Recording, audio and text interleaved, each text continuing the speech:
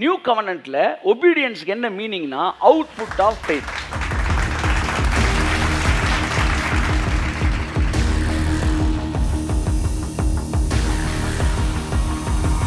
பழைய ஏற்பாட்டில் கீழ்ப்படிதல் மேல அவன் விசுவாசம் இருந்துச்சு.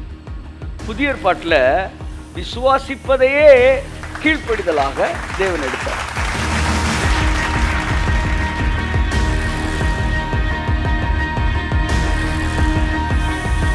ஆவியில இருக்கிற ஆசீர்வாதம் சரீரத்துக்கு வரணும்னா 2 கடையில் ஒரு குழாய் வைக்கணும்.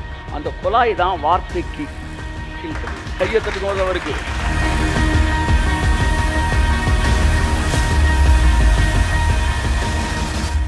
நாம் தொடர்ந்து உயிர்த்தெழுதலை குறித்து பேசிக்கொண்டு வருகிறோம். இயேசு கிறிஸ்து சொன்னார், நானே உயிர்த்தெழுதலும் ஜீவனுமாய் இருக்கிறேன். அவருக்கு 2 டைமென்ஷன் இருக்கு, 2 ஃபிகர் இருக்கு. அந்த ஃபிகர் ஒன்று என்னன்னா உயிர்த்தெழுதல், இன்னொரு ஃபிகர் என்னன்னா ஜீவன். ஆமென். உயிரோடு கூட இருந்து என்னை விசுவாசிக்கிறவனுக்கு ஜீவன், மரித்து என்னை விசுவாசிக்கிறவனுக்கு உயிர்த்தெழுதல். உயிர்த்தெழுதல் என்பது கடந்த காலத்தை மாற்றக்கூடிய ஒரு வல்லமை பெற்ற ஒரு வார்த்தை. ஜீவன் என்பது நிகழ்காலத்தையும் எதிர்காலத்தையும் மாற்றக்கூடிய வார்த்தை. 3 காலங்களையும் மாற்றக்கூடிய வல்லமை கர்த்தருக்கு இருக்கிறது. உங்கள் கடந்த காலத்தை எல்லாம் மாற்றக்கூடிய வல்லமை இருக்கிறது. ஆமாம், ராமேன் சொல்லுங்களேன். ஃபார் எக்ஸாம்பிள் பாருங்கள், ஒரு பேஷண்ட் வந்து கேன்சர் பேஷண்ட்டாக இருக்கார், 4th ஸ்டேஜில் இருக்குது. அவர் வந்து கையை வச்சு நீங்கள் ஜோம் பண்ண உடனே ஆவியானோட வல்லமை இறங்கி அவரை சுகப்படுத்திடுது. கேன்சரை ட்ரேஸே இல்லாமல் வந்து கம்ப்ளீட்டாக சுகமாயிடுறார். இப்படி சுகமானவங்க ஏகப்பட்ட பேர் இந்தியாவில், தமிழ்நாட்டில், உலகத்தில் இருக்கிறாங்க. நம்ம மினிஸ்ட்ரியில் குறைஞ்சது 3 கேன்சர் பேஷண்ட்ஸ்கிட்ட என்ன செஞ்சுருக்காங்க, சுகமாக இருக்கிறாங்க, சுத்தமாக சுகமாக இருக்கிறாங்க. அப்போ இந்த கேன்சர் பேஷண்ட் இப்போ சுகமானார்னா இது நிகழ்காலத்திலே நடந்த ஒரு மாற்றம் அல்ல. இந்த கேன்சர் செல்லு எப்போ இவருக்குள்ளே ஸ்டார்ட் ஆச்சு, 10 வருஷத்துக்கு முன்னாடி, 15 வருஷத்துக்கு முன்னாடி அது ஸ்டார்ட் ஆகி ஒரு வருஷம் என்ன செய்யுது, ஒரு மாதிரி வேலை பார்த்துருக்கு. அடுத்து 5 வருஷம் வேலை பார்த்துருக்கு. அதாவது சங்கீதம் 91 சொல்லப்பட்ட வார்த்தையின்படி அவர் வேடனுடைய கண்ணிக்கும் பாழாக்கும் கொள்ளை நோய்க்கும் உன்னை தப்புவிப்பார். கண்ணி என்பது கண்ணுக்கு தெரியாமல் வைக்கிறது. சில வியாதிகள் வெளிப்படையாய் தெரியும், சில வியாதிகள் வெளிப்படையாய் தெரியாது. காய்ச்சலில் செத்துடுறாங்க, எய்ட்ஸ் வந்துட்டு வாழ்ந்துக்கிட்டு இருக்கிறாங்க. இப்போ என்னன்னா, இது வந்து 5 வருஷம் ஒரு மாதிரி வேலை பார்த்துச்சு. அந்த செல்லு எவ்வளோ வேலை பார்த்துச்சு. அதுக்கப்புறம் ஒரு 5 வருஷம் வந்து 1st stage, 2nd stage, 3rd stage, 4th stage. இப்போ ஹீலான்னவனை ப்ரெசன்ட் இந்த டேஸில் ஒரு விஷயம் நடக்கலை. இதுக்கு முன்னாடி 15 வருஷம் என்னெல்லாம் நடந்துச்சோ அந்த கடந்த 15 வருஷத்தையும் அது மாற்றிடுச்சு. கைத்தட்டுங்க. அப்போ ஒரு ஜெபம் கடந்த காலத்தை மாற்ற முடியுமா முடியாதா? கையெழுத்தப்பீங்க அவருக்கு. நேற்றைய நாளை நீங்கள் போய் மாற்றலாம், போன வருஷத்தை நீங்கள் மாற்றலாம். ஆமாம், போன வருஷத்தில் ஒரு செத்துட்டார் சார், இன்னைக்கு ஜெபிச்சு உயிரோடு எழுப்பிட்டீங்க, அந்த சம்பவத்தை மாற்றிட்டீங்க தானே. ஸோ என்ன சொல்ல வரேன்னா, நீங்கள் 3 காலங்களுக்கு அப்பாற்பட்டவர் தான் தேவன். நீங்கள் அவரோடு கூட அமர்ந்திருக்கிறபடினால் நீங்களும் 3 காலங்களுக்கு அப்பாற்பட்டவர். நான் கடந்த காலத்தையே மாற்றலான்னு பேசிக்கிட்டு இருக்கும்போது நீங்கள் எதிர்காலத்துக்கு போய் பயந்துக்கிட்டு இருந்தீங்கன்னா என்ன சார் இது? சார் நடந்ததே மாற்றலான்னு பைபிள் சொல்லுது. நீங்கள் நடக்க போகிறத போய் நீங்கள் மாற்ற முடியுமான்னு யோசிச்சிங்கன்னா நீங்கள் வந்து விசுவாசத்தில் வளர வேண்டும் என்று நான் சொல்லுகிறேன். அப்போ ஏசுனா நான் உயிர்த்தெழுதல், நான் ஜீவன் என்று சொன்னான். ஆனால் உயிர்த்தெழுதல் எவ்வளவு அவசியமோ ஜீவனும் அவ்வளவு அவசியம். அதான் சொல்லியிருக்க. ஒருத்தர் பிச்சை எடுத்துக்கிட்டு இருந்தார், அவரை வந்து இல்லை வியாதியில் இருந்திருக்காரு, அவர் செத்து போயிட்டாரு. அவரை ஜோமணி நீங்கள் எழுப்பிட்டீங்க, எழுப்பி மறுபடியும் அவர் என்ன செஞ்சிட்டீங்க, பிச்சை எடுக்க வச்சுட்டீங்க அந்த வியாதியோட. அவன் சொல்கிறேன், ஒழுங்கா செத்து போனவனை ஏன்டா எழுப்பி விட்ட? அப்போ அவனுக்கு உயிர்த்தெழுதலை கொடுத்தீங்க. ஆனால் இந்த பூமியில் வெற்றியோடு வாழ்வதற்கு ஜீவனை அவனுக்கு நீங்கள் சொல்லித்தர வேண்டும். அதனால் இயேசுக்கு 2 டைமென்ஷன் இருக்கு. ஒன்று உயிர்த்தெழுதல், இன்னொன்று ஜீவன். சபையானது உயிர்த்தெழுதலை பிரசங்கிக்க வேண்டும், ஜீவனையும் பிரசங்கிக்க வேண்டும். நானும் உங்களுக்கு ஜீவன் உண்டாயிருக்கவும் அந்த ஜீவன் கையை தட்டுங்க. ஆமாம், நல்ல கிருபை சொல்லுங்க. வல்ல கிருபை வழுவாமல் காத்து சுத்த கிருபை, அக்கினியில் வேகாமல் தண்ணீரினில் மூழ்காமல் தாங்கும் கிருபை. அந்த கிருபை அது எனக்கு சொல்லிக் கொடுத்து, அந்த கிருபை என்னை நடத்தி.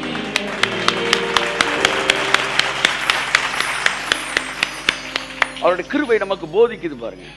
அப்போ உயிரோடு இருக்க நமக்கு ஜீவன் ரொம்ப அவசியம். ஆமேன். ரொம்ப ஜீவன் ரொம்ப. சிலர்லாம் தான், அதாவது சில ரொம்ப பிரச்சனை பண்ணி ஜோம் பண்ணி அனுப்பிச்சிருக்கிறாங்க. ஒருத்தனை ஃபோன் பண்ணி சொன்னாங்க, ஜோம் பண்ணி சிலர் அனுப்பிச்சிருக்காங்க சார், அந்த பழைய கலவியெல்லாம் ரொம்ப பஞ்சாயத்து பண்ணி திரும்ப அந்த கலவியெல்லாம் உயிரோடு எழுப்பி விட்டு எனக்கு பிரச்சனையை கூட்டுறாங்க. அவர் உயிர்த்தெழுதல் மாத்திரமல்ல, அவர் உயிர்த்தெழுதலும் ஜீவனுமாயும் இருக்கிறார். அப்ப ஜீவன் வரும்போது அந்த ஜீவன் பரிபூர்ணமாகும். ஆமென்.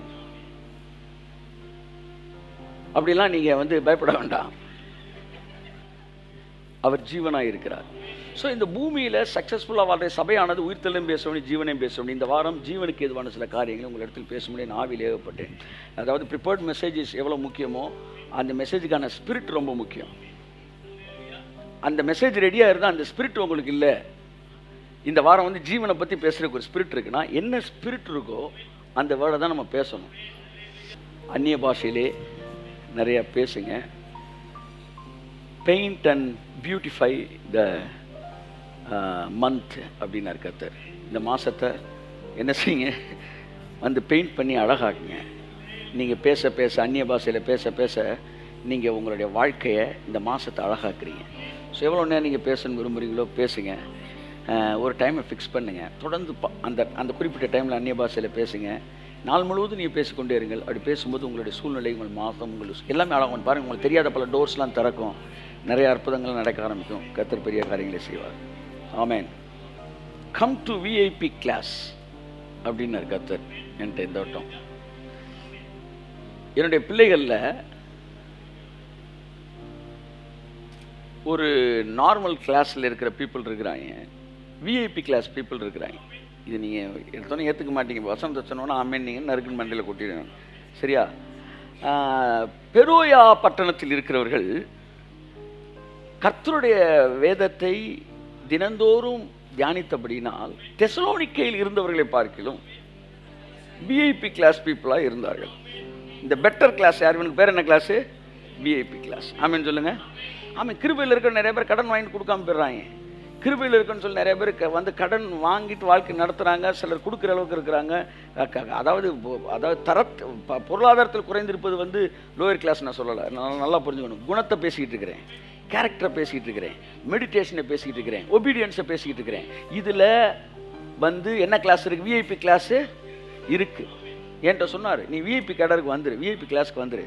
பாருங்கள், பெருமை உள்ளவனை பார்க்கலும் பொறுமை உள்ளவன் பெட்டர் அப்படின்னு தமிழில் பெட்டர், அதாவது ஆங்கிலத்தில் பெட்டர்ன்னு இருக்குது. அதாவது பெருமை உள்ளவனை விட பொறுமை இருக்கிறவன் அவன் விஐபி கிளாஸு. உடனே முன்னாடி ஒரு லோனை போட்டு காரை வாங்கி முன்னாடி நம்ம காட்டிடணும்டா அப்படின்றவன் பெருமை உள்ளவன். வறுமையா எரியா அவன் பொறுமை உள்ளவன். உடனே ஒரு லோனை போட்டு உடனே ஒரு வீடை கட்டி பாலை காய்ச்சிடணுன்றவன் பெருமை உள்ளவன். கர்த்தர் தருவார்ப்பா, அவன் பொறுமை உள்ளவன். பைபிள் சொல்லுது, பெருமை உள்ளவன் லோயர் கிளாஸு, பொறுமை உள்ளவன் விஐபி கிளாஸு. அப்போ கிருபைக்குள்ளேயே 2 கிளாஸ் இருக்கு. நீங்கள் நினைச்சா விஐபி கிளாஸுக்கு வரலாம். உங்கள் எல்லாரும் விஐபி கிளாஸ் கொண்டு வரதுக்கு தான் கர்த்தர் பேசுகிறாரு.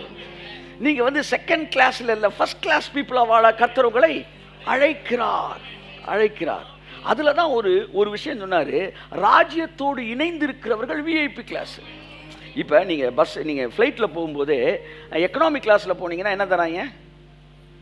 தண்ணி கேட்டால் கூட இருங்க சார் 2 டம்ளர் குடிச்சிட்டீங்க அப்படின்றான். குடுமா தண்ணியை கொடுக்குமான்ற. ஆனால் பிஸ்னஸ் கிளாஸுக்கு போனால் அவன் எல்லாம் கொடுத்துட்றான் அப்படின்னு அப்படியே படுத்து தூங்க வச்சே போர்வையை போற்றி விட்டு போயிடுறான்.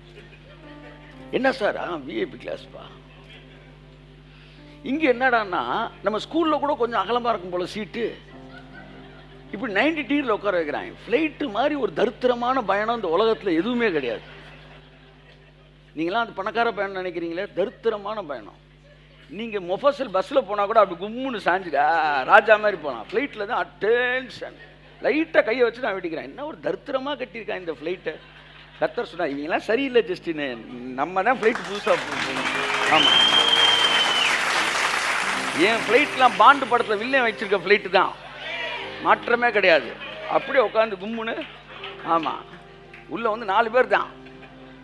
அப்படியே எய்த்தாப்பில் உட்காந்து பார்த்துட்டு அவ்வளோதான். அப்படி பாண்டு படம் வில்லியம் படம் ஃப்ளைட்டு தான். நம்ம இப்போ சொந்தமாக வாங்க போகிற ஜெட்லாம் அப்படி தான் இருக்க போகுது. என் அன்புக்குரியவர்களே, அப்போ அதில் 2 கிளாஸ் இருக்கு பாருங்க. அப்போ பைபிளில் தேவனுடைய பிள்ளைகளில் கிளாஸ் இருக்கு. will you believe it or not? Sir அவர் சொல்றாரு, பரலோகத்தில் என் பிதாவின் வீட்டில் அநேக வாசஸ்தலங்கள் உண்டு. ஒரு இடத்துல அன்னகர்களை பற்றி பேசுறாரு. அன்னகர்களுக்கு என்னுடைய குமாரருக்கும் குமாரத்திகளுக்கும் இருக்கிற ஸ்தானத்தை விட உயர்ந்த ஒரு ஸ்தானத்தை நான் கொடுப்பேன்றார். அங்கே ஊழியக்காரனுக்கு ஒரு பிளேஸு, ஊழியத்தில் இணைஞ்சிருந்தவனுக்கு ஒரு பிளேஸு, ஊழியத்தை பற்றி சம்பந்தமே இல்லாமல் வந்து ஓசியிலே வீடியோவை பார்த்துட்டு போகிறவனுக்கு சாரி எல்லாரையும் கொண்டு வரணும்ல அரவணைச்சு, அதுக்காக தான் நான் பேசிக்கிட்டு இருக்கிறேன். 15,000 பேரையும் கொண்டு வரணும்ல விஐபி கிளாஸ்க்கு, அதுக்காக தான் ஒரு பாரத்தோடு பேசிக்கிட்டு இருக்கிறேன். பாரத்தோட சாரத்தை மாற்றிடாங்க. அப்போ இந்த செகண்ட் கிளாஸை விஐபி கிளாஸை கொண்டு வர தேவன் விரும்புகிறார். அப்போ அங்கே வந்து பைபிள் டிஜிஎஸ் போனப்போ சொல்கிறாரு, பைபிள்னு சொல்லுது, அதில் பல வானங்கள் பல ஸ்டாண்டர்ட் இருக்குது. பவுல் மாதிரி வந்து ஊழியத்தில் இந்த மாதிரி பண்ணவங்களுக்கு, இயேசுவே ஆண்டவன் சொன்னவங்களுக்கு சொல்லி அந்த கல்லணை வந்தான் பார்த்தீங்களா? ஆமாம், கல்லணையும் வந்து பவுலையும் ஒரே இடத்துல தேவன் வைக்கல பரவாயில்ல. அப்போ என்ன சொல்ல வரோம், நாம் ரட்சிக்கப்பட்டோன்னா பரலோகம் தான் முக்கியம்னா செத்தவொன்னே போயிடலாம். ஆனால் அதற்கு பிறகு நம்ம என்ன செய்கிறோம் என்பது முக்கியமாக இருக்கிறது. அதனால வேதம் சொல்லுகிறது, அவனவன் கிரியைகளுக்கு தக்க நான் அளிக்கும் பலன் என்னுடனே கூட வருகிறது. இந்த வசனம் தான் புதிய ஏற்பாட்டில் வர கிரியைன்னு வருகிற ஒரு 4-5 வார்த்தையில் ஒரு வார்த்தை. நான் கிருபைக்குள்ளே வந்தோன்னே நான் தேடினது புதிய ஏற்பாட்டில் எங்கெல்லாம் கிரியைன்னு வருது, கிரியை இருக்கா இல்லையா, இவங்களுக்கு எதிர்த்து பேசுகிறேன்டான்ட்டு கிரியை எடுத்துக்க ஆரம்பித்தேன். பென்கர் படத்தை தயாரித்தவன் வந்து பைபிளை பொய்ன்னு கண்டுபிடிக்கணும் படிக்க ஆரம்பித்தானா. கடைசியில் பென்கர் படத்தை எடுத்து 15 ஆஸ்கார் வாங்கிட்டான். நான் வந்து கிருபை பிரசங்களுக்கு எதிராக பேசுன்னு தான் பைபிள் படித்தேன். குறிப்பாக மார்ட்டின் நேசராய் பாசத்தை வந்து நம்ம போய் என்ன செய்யணும், நாளைக்கு வசனத்தை காட்டுறேன் தடி கிரியைன்னு எங்கெல்லாம் இருக்குது கிரியை அதெல்லாம் தூக்குனேன். ஆனால் தேவன் என்ன கிருபை பிரசங்க மாற்றிட்டார். அதில் வர கிரியைன்ற ஒரு வார்த்தை என்னன்னா, அவன் கிரியைக்கு தக்க பலனை. இது என்ன சொன்னாங்க, நீ செய்கிற சேட்டைக்கு ஏற்ற மாதிரி அவர் என்ன செய்வார், அடிக்கிறதுக்கு வராரு. ஆனால் அவர் நான் அடிக்கிறதுக்கு வரேன், கிரியைக்கு தக்க அடிக்க வரேன்னு சொல்லலை, கிரியைக்கு தக்க பலனை, ரிவார்டு. எல்லாருமே ரட்சிக்கப்பட்டவங்க, எல்லாருமே ரட்சிக்கப்பட்டவன் எல்லாம் பரலோகத்துக்கு தான் வரல, மாற்றமே கிடையாது. இயேசுவே ஆண்டவர் என்று சொல்லி உன் பாவங்கள் மன்னிக்கப்பட்ட ஒவ்வொரு மனிதனும் பரலோகத்துக்கு வருகிற அந்த மாற்றம் கிடையாது. ஏன்னா அந்த ரட்சிப்புக்கு பேர் நித்திய ரட்சிப்பு. ஆமாம், ஏதோ சாதாரண ரட்சிப்பு இல்லை, நித்திய ரட்சிப்பு. இந்த ரட்சிப்புக்கு பேர் பூரண ரட்சிப்பு. இயேசு சிலுவையில் கொடுத்தது என்ன ரட்சிப்பு? பூரண ரட்சிப்பு. இதற்கு எதிராக எவன் பேசினாலும் அவன் எச்சரிக்கப்படத்தக்கவன். ஜாக்கிரதை, வாந்தம். ஏன்னா இயேசு பாதி முடிச்சிட்டாரு. வந்து அந்த ரட்சிப்புக்கு அப்புறம் தினந்தோறும் ஒரு ரட்சிப்பு இருக்கு, அடுத்து எதிர்காலத்தில் ஒரு ரட்சிப்பு இருக்கு. நீ வந்து நிறைய கிளாஸிஃபை பண்ணுறேன், கிடையவே கிடையாது. சிலுவையில் வாங்கினது பூரண ரட்சிப்பு. இப்போ அந்த ரட்சிப்புக்குள்ள அந்த ரட்சிப்பை பெற்ற நம்முடைய வாழ்க்கையில் இருக்கிற பல கிளாஸஸை தான் பேசிக்கிட்டு வரும். அவன் செய்த கிரியைகளுக்கு தக்கு நான் அளிக்கும் ரிவார்டு. அவர் எதுக்கு வர்றாருன்னா பாருங்க, 3 பேர் ஜெயிச்சிருக்காங்க ஓட்டப்பந்தயத்தில். எத்தனை பேர்? மற்றவங்களாம் தோத்துட்டேன். 3 பேர் ஜெயிச்சிட்டாங்க. 3 பேரில் ஒருத்தன் ஃபஸ்ட்டு நிற்கிறான், ஒருத்தன் செகண்ட் நிற்கிறான், ஒருத்தன் தேர்டு நிற்கிறான். அப்போ 3 பேரும் ஜெயிச்சவங்க தான். 3 பேருக்கு கப்பு கொடுக்குறோம். ஆனால் ஒவ்வொருத்தனும் எவ்வளோ பண்ணியிருக்கிறான் அப்படின்னு. அப்போ ரட்சிக்கப்பட்ட பிறகு நாம் தேவனுடைய வார்த்தையினால் எந்த அளவு மறுரூபமாக்கப்படுகிறோமோ அந்த அளவு நாம் தேவனால் கனப்படுத்தப்படுகிறோம், ஆசீர்வதிக்கப்படுகிறோம். ஆமேன்னு சொல்லுங்க. ஆமே. ஒரு தகப்பன் தனக்கு பிள்ளைகள் 3 பிள்ளை இருந்தால் 3 பேருமே பிள்ளைகள் தான், பிள்ளை இல்லைன்னு ஆயிராது. அப்படித்தான் நாம் எல்லோருமே பிள்ளைகளாக இருக்கிறோம். அப்போ கர்த்தர் என்ற ஒரு விஷயம் சொன்னார், நீ எந்த கிளாஸ், விஐபி கிளாஸுக்கு போனோம்னா அங்கே வந்து என்னவே அதிகமாக இருக்குன்னா ப்ரொவிஷனே அதிகமாக இருக்குது. பைபிள் ஒரு விஷயம் சொல்லுது, இவர்களுக்கு கூட கொடுக்கப்படும் அப்படின்னு ஒரு வார்த்தை வருது. அது என்ன கூட கொடுக்குறீங்க? எல்லாருக்கும் ஒரே மாதிரி தான் நீங்கள் கொடுக்கணும். கேளுங்கள் உங்களுக்கு கொடுக்கப்படும் அப்படிதான் இருக்குது. கேட்கிற எவனும் பெற்றுக்கொள்கிறான். இது நார்மல் கிளாஸு. ஒரு கிளாஸை மட்டும் விஐபி கிளாஸை கூப்பிட்டு கேட்கிற உங்களுக்கு கூட கொடுக்கப்படும்ன்றார். அவன் யார் ஆண்டவரே? நான் விஐபி கிளாஸ். என்ன விஐபி கிளாஸ்? எதனால விஐபி கிளாஸ்? முதலாவது தேவனுடைய ராஜ்யத்தை தேடுகிறவன் எவனோ அவனுக்கு. அப்ப people who are connected with the kingdom of God, in extending the kingdom of God, in establishing the kingdom of God, தேவனுடைய ராஜ்யத்தை பூமியில் ஸ்தாபிப்பதில் எந்த மனுஷனெல்லாம் தன் கரத்தை இணைத்திருக்கிறானோ, ஒரு ஊழியத்தின் மூலமாய் கர்த்தருடைய ராஜ்யம் ஸ்தாபிக்கப்படுவதற்கு எவன் தன்னுடைய கரங்களை இணைத்திருக்கிறானோ அவனெல்லாம் எழுதி வச்சுக்காம விஐபி கிளாஸ் தான். கேட்கிற அவனுக்கு கூடத்தான் கொடுக்க. ஐயா தட்டுங்க ஒரு தடவை.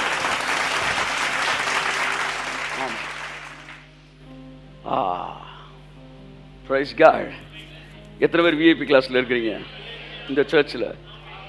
Join your hands in building, in extending the kingdom of God.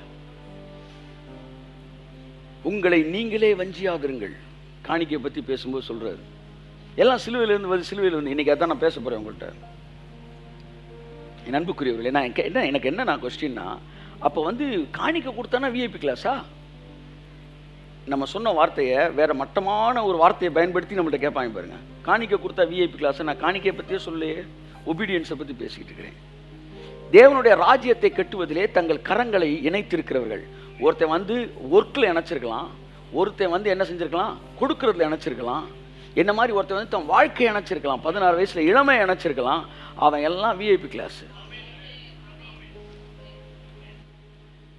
ஏன்னா எல்லாரும் தான் வாழ்க்கையை கட்டிக்கிட்டு இருந்தப்ப ஒருத்தன் மட்டும் தான் வாழ்க்கையை பற்றி யோசிக்காமல் வந்தானே, அவன் விஐபி கிளாஸ். எல்லாரும் பணத்தையும் தனக்கென்று செலவழித்து கொண்டு வந்து ஒருத்தன் மட்டும் அதுலேருந்து எவ்வளவு தேவையின் மத்தியில் தேவனுடைய ராஜ்யத்துக்கு விதைத்தானே, அவன் ஒரு விஐபி கிளாஸ். அதில் மாற்றமே கிடையாது. இந்த ஆஃபரிங் தேவனுடைய ராஜ்யத்துக்கு கொடுக்குறவன் இட்ஸ் விஐபி கிளாஸ். அதில் மாற்றமே இல்லை.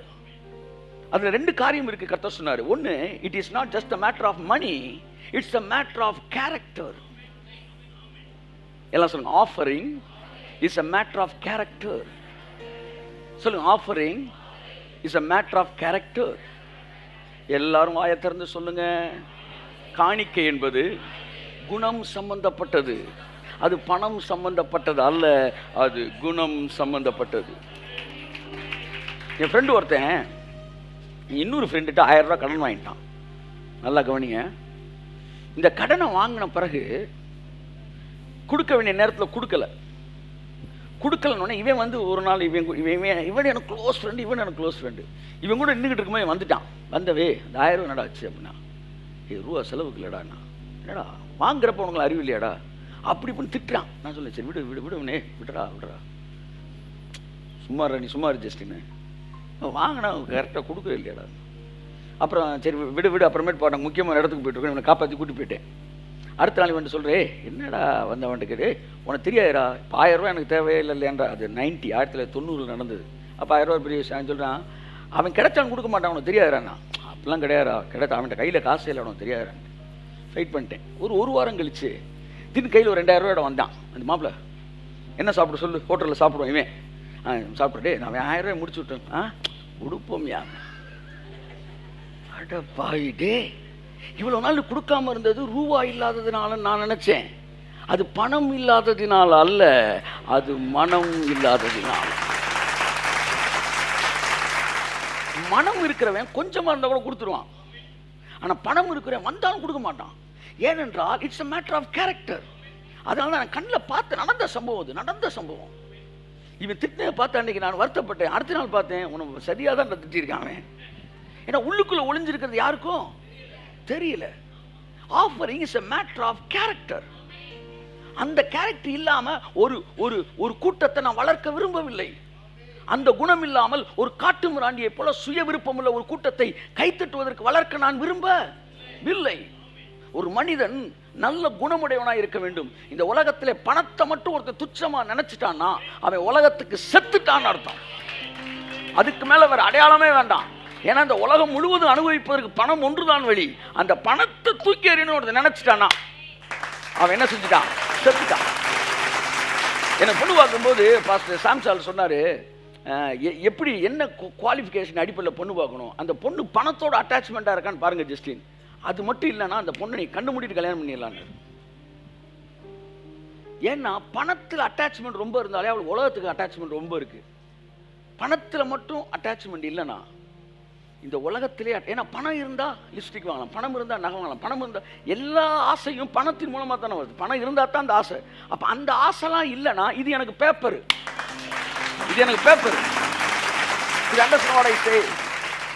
இந்த ஆசை எனக்கு இல்லைன்னா பணம் எனக்கு பேப்பர். இப்போ பணம் எனக்கு ஏன் பெருசாக தெரியுதுன்னா இந்த ஆசைலாம் எனக்கு. எவனுக்கும் பணத்து மேலே ஆசையா? ஒரு ட்ரெஸ்ஸை பார்க்குறீங்க, ட்ரெஸ் அழகாக இருக்கு போடுறீங்க, பணம் அழகாக இருக்குன்னா நீங்கள் விரும்புகிறீங்க.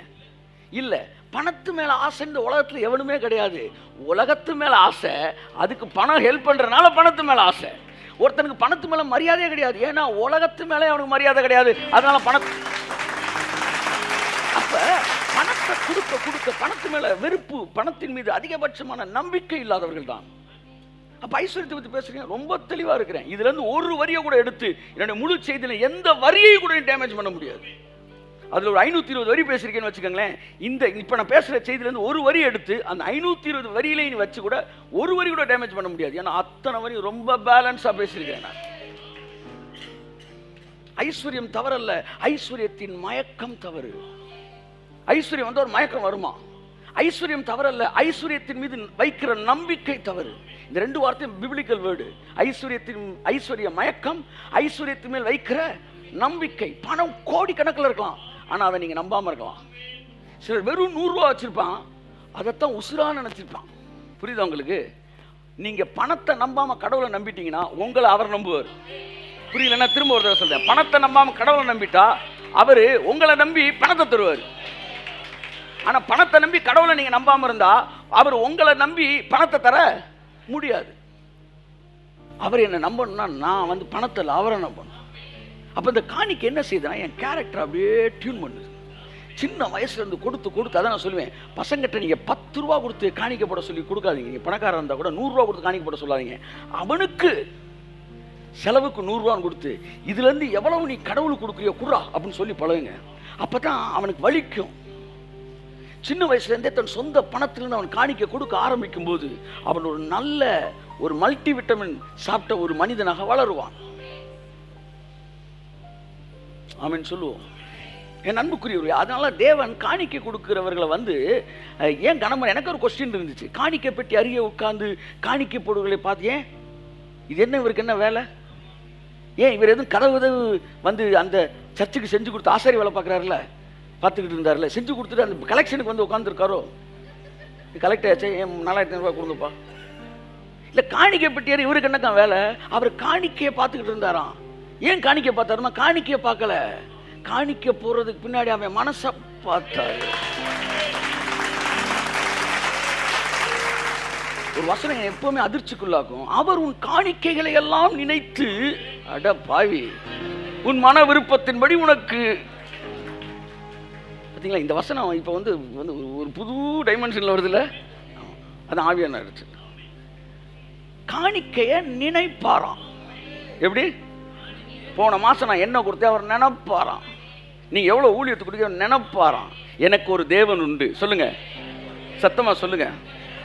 அந்த தேவன் என்னுடைய காணிக்கைகளை கூட நினைக்கிறது.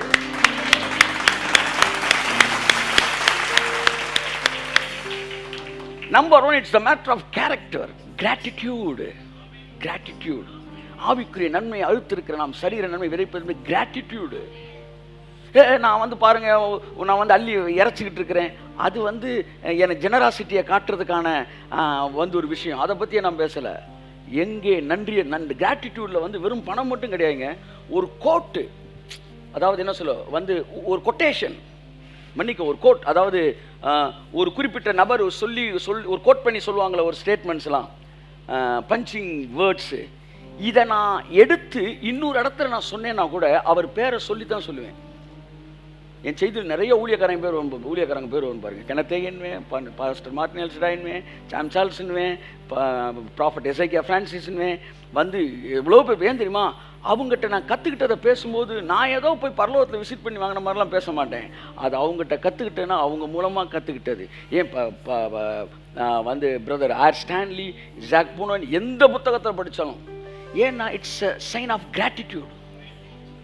நாம் கற்றுக்கொண்டவர்களுக்கு மரியாதை கொடுத்து அதை நாம் பேச வேண்டும். அப்ப இப்படி பாருங்க, கத்துக்கிட்ட ஆளுக்கு மரியாதை கொடுக்கும்போது காணிக்கை கொடுக்குறோம், கத்துக்கிட்ட ஆளுக்கு மரியாதை கொடுக்கும்போது ரெஃபர் பண்றோம். இது எல்லாமே மரியாதை சம்பந்தப்பட்டது, நன்றி உணர்வு சம்பந்தப்பட்டது. நீங்க நான் வரும்போது எப்படி வந்தேன்னா, உங்க எல்லாரும் உட்கார வச்சு ஒரு பியூட்டிஷியன் வந்து மேலே உட்காந்து அப்படியே அவனை டெக்கரேட் பண்ணுவோம் பாருங்க, பியூட்டிஃபை பண்ணுவோம் பாருங்க. அப்படி ஒரு ஃபீல்டில் வந்தேன். கர்த்தர் சொன்னார், இன்னைக்கு நீ போய் என் ஜனங்களை நீ அப்படியே பியூட்டிஃபை பண்ண போற, நீ ஒவ்வொருத்தரையும் இப்போ அழகாக்க போற. இந்த சர்வீஸ் முடிகிறதுக்குள்ள வெளியே போகும்போது கும்முன்னு அழகாக வெளியே போகிறான். ஐயோ தட்டுங்க. Offering is a matter of faith. அது விசுவாசத்தின் வெளிப்பாடு. ஸோ இதெல்லாம் பார்க்கும்போது அவங்கள பார்த்து அவங்க விஐபி கிளாஸ் அப்படின்ற கருத்து. இந்த விஐபி கிளாஸில் சேருவதற்கு நிறைய பணக்காரனா இருக்கணுமா? தினக்கூலியா இருக்கலாம். ஒரு நாளைக்கு 50 ரூபாய் கூலி வாங்குறவங்க கூட விஐபி கிளாஸ்க்கு வரலாம். 50 ரூபா கூலி வாங்குறாள் தினம் நீங்க வந்து விஐபி கிளாஸ்க்கு வரலாம். 5 லட்ச ரூபா சம்பளம் வாங்குறவங்க கூட எக்கனாமிக் கிளாஸ்ல இருக்கலாம். It's not a matter of quantity but quality, matter of character. கேட்கிற அவர்களுக்கு கூட கொடுக்க